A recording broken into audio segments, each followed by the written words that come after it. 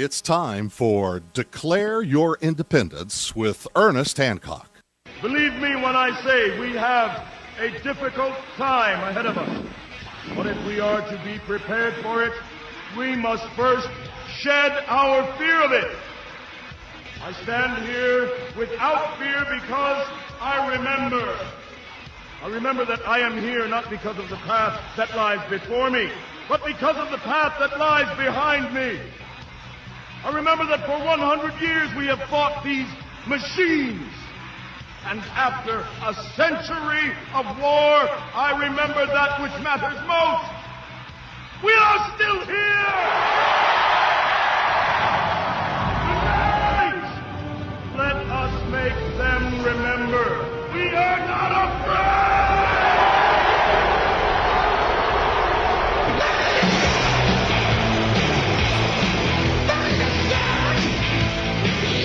No fear! No fear, no fear, no fear here on Declare Your Independence with me, Ernest Hancock, here in Phoenix, Arizona from the BEA beautiful studios of Freedoms with an S, freedomsphoenix.com. Now, my special guest today, I have Brad Friedman from bradblog.com. We got plenty to talk about, and we're going to get right to it. But let me go ahead and preface it, what we're going to be talking about today so you get an idea where I'm at. Now, yesterday we had Sheriff Mack on. And today we're going to have, in the second hour, we have Stuart Rhodes from Oath Keepers on, and I'm sure Brad Friedman have something to say about that. Now, what we're going to be focusing on this evening, we'll have a little dinner party at my house, or we just moved up to a new place up there, and we just come on down, whoever's going and wants to go, to the 10th Amendment Center has their nullification event tomorrow here in Phoenix, Arizona, at the Phoenix Sheraton downtown. Subsidized by the city of Phoenix, by the way. But the hotel was. I can't mention them without telling you how the government paid for that thing. That's just ridiculous.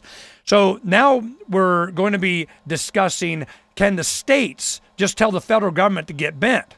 You know, look, hey, man, there's the 10th Amendment. In fact, Jefferson went on about this, the Kentucky Resolution in Virginia, and they're talking about, do we have to go to court and sue, or the state just says, we're your superior. Heck, you're a result of the states. We say no, and now what? Are they going to do that? Or are they in where my problem is, and where Brad can comment on this? Pay attention to this one, Brad. My voice is this. I want to have my own voice. Where am I better off where I go, no, I'm not going to be subject to the whims of, the I don't know what you want to call it, the tyranny, the regime out of Washington. I got my own regime. Here, it's Arizona. I want to, Jan Brewer's my boss. Jan Brewer's my dictator, my ruler, my leader. I want her to say what's what, not you, and somehow I'm better off that way. How about I get to be, I want to be a leave me aloneist. Can I do that? Am I allowed to even advocate for it? Well, this is breaking out across the world. You want a one world government? You want a new world order? I give you a one world revolution. What happens when you have 13-year-olds across the planet unite for free video games? I mean, whatever it is, they are not involved in this. You have in Egypt right now.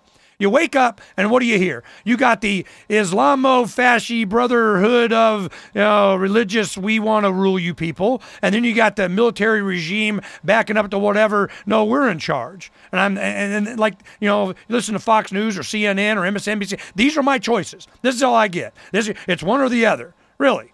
What happens after all the dust settles, all the death and dying and destruction and imprisonment and the fires are put out and everything? You're going to have a culture and a society that keeps on keeping on. People are going to eat. People are going to trade.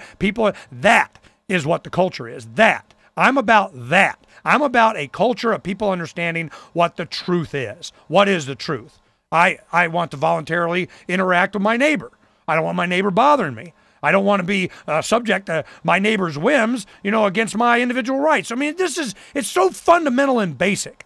So now we have the Tea Party. Now we have this 10th Amendment thing. Now we got the Republicans versus Democrats again. Now we got 2012 elections coming up. And it's going to be ouch quit it, the brotherhood versus the military. What's the freaking difference? Who is advocating for just being left alone? Now, a couple days ago, we had the State of the Union.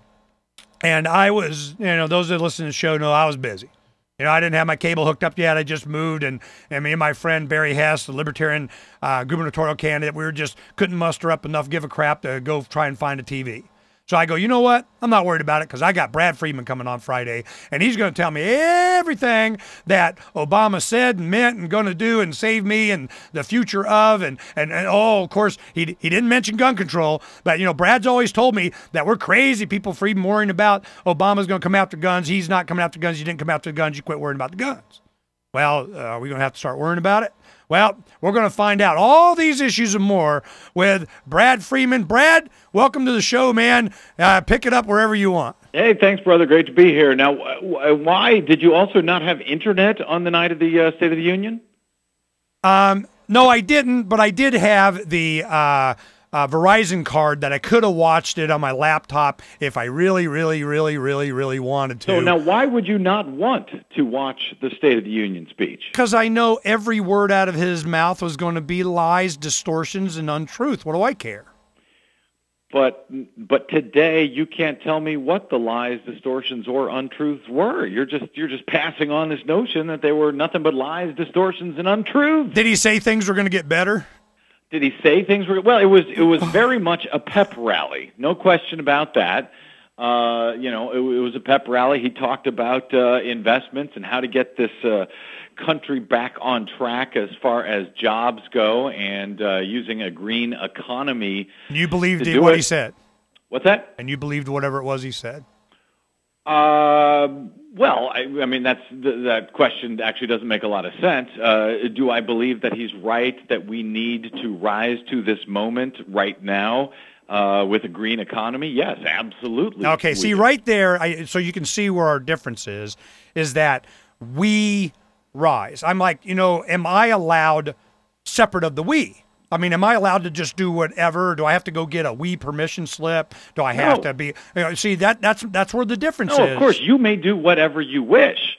But, you know, if we want to see the country get back on track, if we want to do something about this absurd trade deficit we have with the rest of the world at this point, the governmental deficit, you know, the fact that we're killing the planet, then we as a people need to work together. And in this case, Obama talked about the U.S.'s Sputnik moment, and that's a phrase he has used in the past as well. Essentially, a bunch of my money to do a big giant government effort.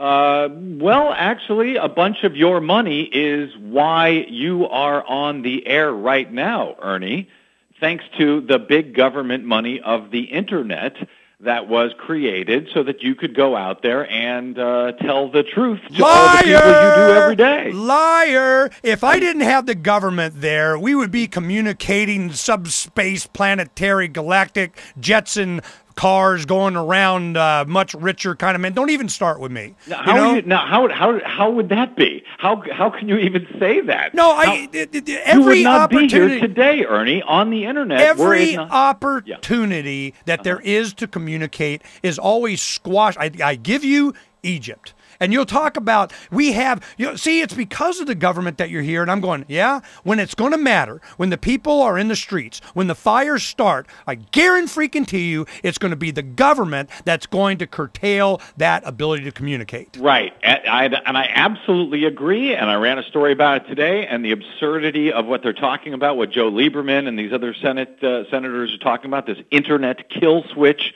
stuff, exactly the same stuff that was carried out last night in Egypt. And by the way, we've got a startling graph at bradblog.com showing the Internet traffic in and out of Egypt until they quite literally hit the Internet kill switch last night. And that's exactly what they're talking about implementing here. And, of course, we already have that because we have these private corporations, which you love so much, working with the government to do exactly these things, to cut off journalists like WikiLeaks and so forth. Those are the private companies that you're talking about, that you're in favor of, that are now running rule in this country. Private individuals doing whatever they want. Private corporations always got some government monopoly, and certainly government protection of liability. It's government. Government, bad. Freedom, good. We'll be right back with more from Brad Friedman in just a little bit. Bradblog.com. Go check it out.